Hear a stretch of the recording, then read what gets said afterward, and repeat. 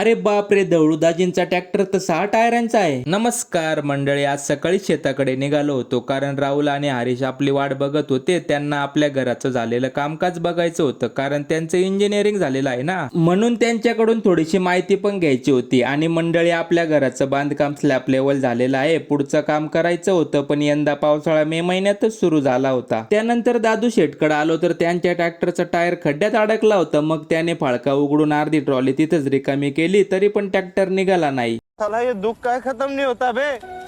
मग संतोष दादाने टायरापुढची सर्व माती खोदून काढली आणि मला डायरेक्ट बोनेटवर बसायला लावलं. मग कसा तरी ट्रॅक्टर खड्ड्यातून बाहेर निघाला.